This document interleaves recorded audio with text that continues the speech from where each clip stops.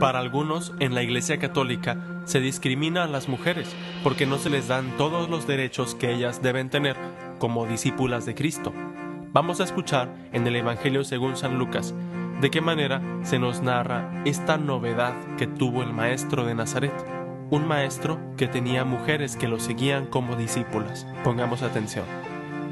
Del Santo Evangelio según San Lucas, capítulo 8. En aquel tiempo, Jesús comenzó a recorrer ciudades y poblados predicando la buena nueva del reino de Dios. Lo acompañaban los 12 y algunas mujeres que habían sido libradas de espíritus malignos y curadas de varias enfermedades. Entre ellas iban María, llamada Magdalena, de la que habían salido 7 demonios; Juana, mujer de Cusa, el administrador de Herodes; Susana y muchas otras que los ayudaban con sus propios bienes. Palabra del Señor. En el mundo occidental, el siglo XX fue la época de las grandes victorias y logros sociales de las mujeres. De igual manera, nacen movimientos feministas cristianos y católicos que defienden que todas las mujeres, como bautizadas, gozan de los mismos derechos que cualquier otro varón bautizado. Porque hasta en el Evangelio, como acabamos de escuchar, había mujeres discípulas de Cristo. Es curioso y basta señalar que Jesús fue un maestro del todo distinto. Fue un maestro que aceptó que las mujeres fueran sus discípulas, porque recordemos que, como en otras religiones tradicionales, los judíos tienen una clara división entre las prácticas, las realizan los hombres y las mujeres por separado. En las sinagogas hay un área para las damas y un área para los caballeros. En las mezquitas también existe este tipo de clasificaciones. Y en las iglesias occidentales católicas, en lo que yo conozco, durante mucho tiempo también se manejó esa división. Todavía me tocó a mí ir a misionar en algunos pueblos de mi diócesis, donde la costumbre es que las mujeres se sienten de un lado y los hombres de otro lado del templo.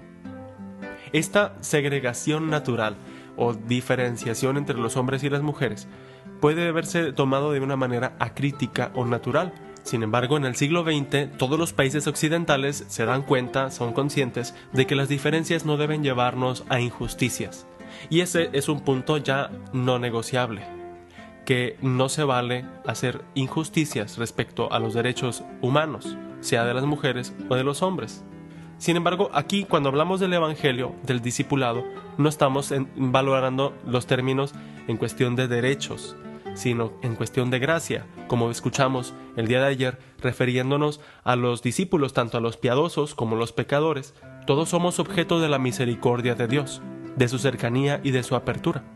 Si tú eres discípulo de Cristo, seas de la cultura que sea, de la raza, condición social, estatus, etc., es por la misericordia de Dios. Nadie tiene un privilegio para estar primero en el reino de los cielos.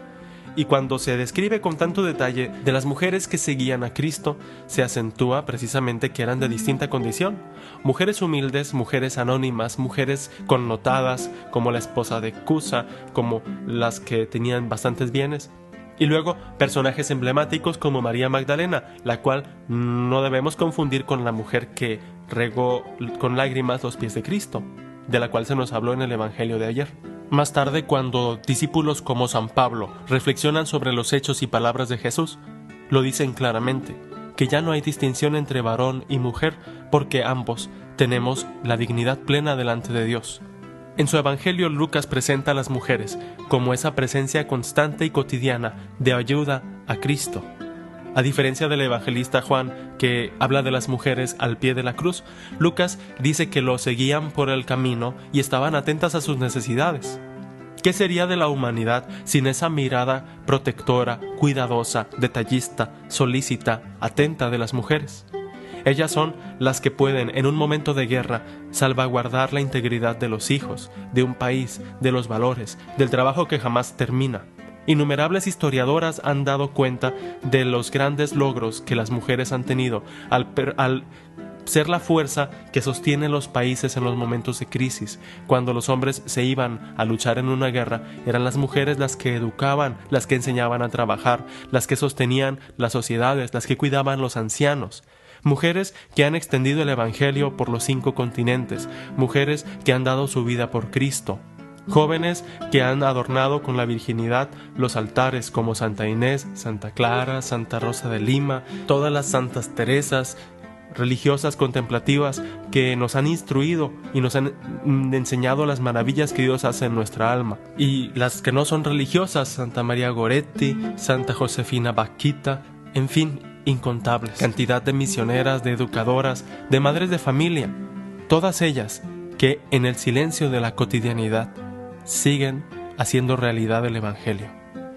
Que el Señor bendiga a las mujeres, que el Señor bendiga a las discípulas de Cristo y que nos conceda a todos acompañar esta marcha del Señor que sigue recorriendo las ciudades llevando buenas noticias. Que así sea.